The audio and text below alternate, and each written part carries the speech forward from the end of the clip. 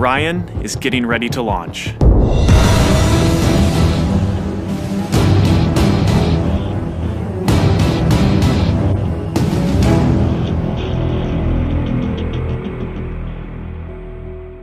My name is Kelly Smith, and I work on navigation and guidance for Orion.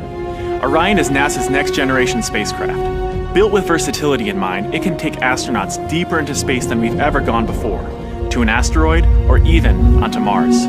For these missions, Orion has to be one tough spacecraft, withstanding high speeds, searing temperatures, and extreme radiation.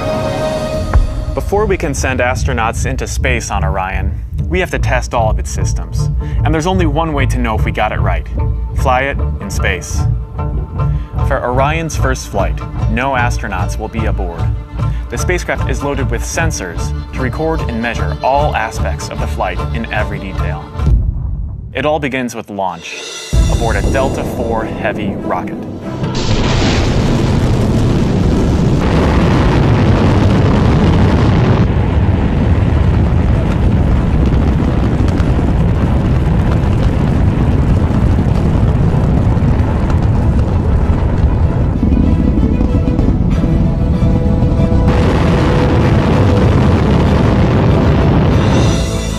As it punches into Earth orbit, Orion will jettison its launch abort system. The abort system is a safety feature designed to pull Orion and its crew out of danger if there were a problem with the rocket during ascent. Orion's journey is just beginning.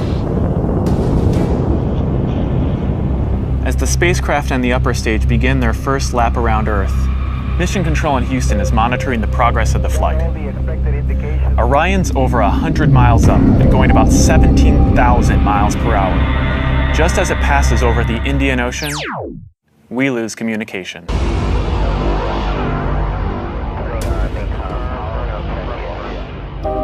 This is expected. The communications link we have through satellites to Orion is momentarily lost, but Orion continues to receive and process data. Its computers can handle 480 million instructions per second. Imagine you are traveling with Orion as the flight test continues. One orbit completed. Time to go. The upper stage of the rocket fires again. Like the setup for a roller coaster ride, this is the big climb we've been waiting for.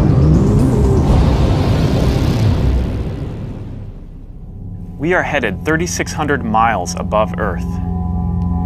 15 times higher from the planet than the International Space Station.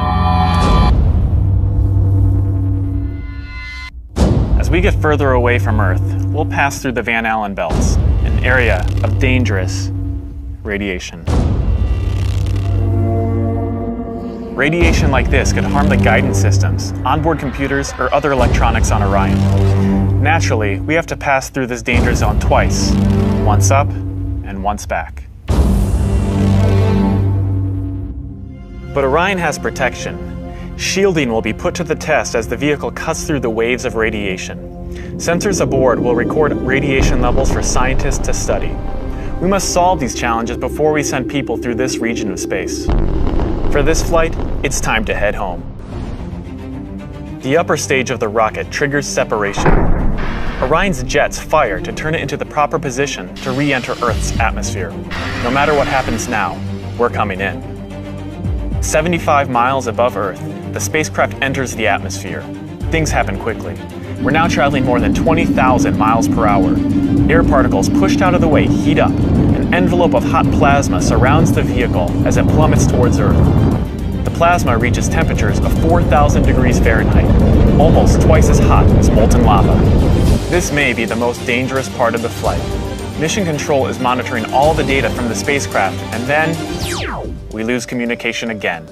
No data can penetrate the plasma. Orion is on its own. Orion is inside a fireball. Onboard systems ignite jets to keep the ship pointed correctly, so the specially constructed heat shield takes the full brunt of the inferno. This is the largest heat shield of its kind ever made. Orion's computers command the spacecraft to bank like an airplane, keeping a precise path to the landing site. Even though we've slowed from 20,000 miles per hour to about 300 miles per hour, we're still traveling amazingly fast. We must slow down to safely land in the ocean. Luckily, we have parachutes. Specially designed for Orion, the parachutes help us hit the brakes, but not too quickly. One day people will be aboard, so deceleration must happen in stages to keep things comfortable for the crew. The forward bay cover jettisons.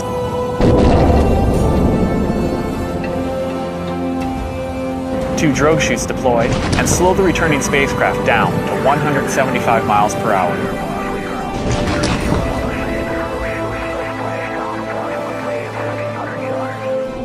Then, the three main parachutes open.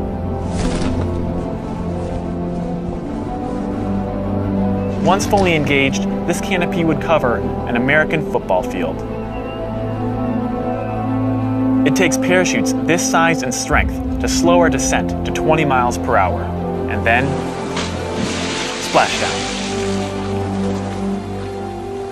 For this first flight, we won't have astronauts inside, but we still have some very precious cargo. The flight data from this mission is stored inside the Orion spacecraft. While our flight might be over, there is still a lot of work to do. Onboard sensors recorded every detail, from launch to flying in space, to re-entry to landing.